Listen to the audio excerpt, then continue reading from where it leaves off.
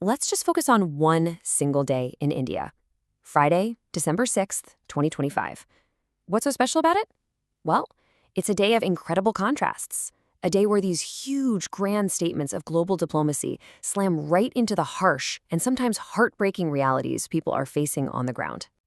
So our story really kicks off at the very highest level of government, with a visit from Russian President Vladimir Putin.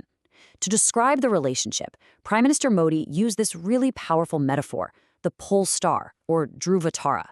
It suggests something constant, a fixed point in a world that's always changing. And on this day, that star was definitely shining bright in New Delhi. All right, so first up, let's dive into this grand diplomatic stage, this friendship that's being described as a celestial constant. And we're not just talking about a handshake and a photo op here. The sheer scope of this partnership is pretty stunning. They signed 16, that's 1-6, separate agreements. The big focus? Energy security and boosting trade, with this really ambitious goal of hitting $100 billion by 2030. But they also locked in cooperation on everything from nuclear energy to the Arctic Sea Route, and even signed deals to make it easier for Indian workers to get jobs in Russia. But here's the thing. This pole star friendship doesn't exist in a vacuum. On one side, you have India's official position, which is that this relationship is a constant, a core part of its independent foreign policy. But on the other side, you have to remember this summit was happening despite major opposition from the West, including real, punitive U.S. tariffs over India's purchase of Russian energy. So this wasn't just a friendly meeting. It was a very deliberate, very strategic statement on the world stage. And this is where the story just completely flips. While that diplomatic pole star was being celebrated in the capital, thousands and thousands of ordinary people found their lives totally, completely grounded, dealing with crises that felt a million miles away from those halls of power. On that exact same day, absolute chaos erupted at airports all over the country. Indigo, India's biggest airline. We're talking the airline that flies 6 out of every 10 passengers in the country, canceled over 1,000 flights. Turns out they had to reboot their entire system, admitting to planning gaps because they'd completely underestimated how many crew members they'd need for new duty rules. For thousands of stranded passengers, the only thing that was constant was the cancellation notice on the board. And as frustrating as flight delays are, that disruption is nothing compared to the life-or-death struggles happening elsewhere. In Gujarat, a 60-year-old cotton farmer named Danabai Jadhav took his own life. And this quote from his son, Bharat, is just heart-wrenching. It gets to the absolute core of the despair, this double whammy of damaged crops and rock-bottom prices that just felt impossible to overcome. You see, the pressure was coming from every single direction. It wasn't just one thing, it was a perfect storm. First, you had unseasonal heavy rains that just wrecked the crops right before harvest.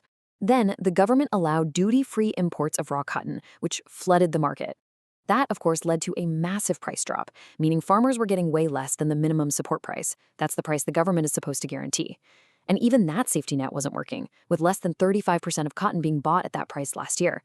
It was just this brutal combination of policy, weather, and the market. So you've got this chaos in the skies, you've got this despair on the farms. How are the country's major institutions responding? Let's take a look at how those levers of power were actually being pulled on December 6th. Well, the Supreme Court was having a very busy day. It handed down this fascinating ruling basically telling governments to keep it simple, saying that complex rules just create unnecessary burdens for regular people. In another case, it put a protective wall around religious funds, declaring that temple money belongs to the deity and no, it cannot be used to bail out a failing bank. And then, in a political fight over university appointments in Kerala, the court just laid down the law. Figure it out amongst yourselves, or we will step in and make the appointment for you. This is the judiciary really flexing its muscle to enforce good governments. At the same time, the Reserve Bank of India pulled a big economic lever. It cut the policy repo rate. Now, in simple terms, that just means it's making it cheaper for banks to borrow money, which, in theory, should make loans cheaper for businesses and for you and me.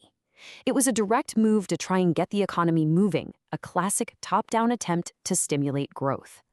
Okay, so we've seen the high-level diplomacy, the national crises, and the big institutional responses. But sometimes the most powerful story is just about one single person trying to navigate this giant, complicated system. And one of those journeys came to an end on this very day. This is the story of Sonali Khatun, and it's a tough one. 5 months earlier, this pregnant woman from West Bengal was detained in Delhi.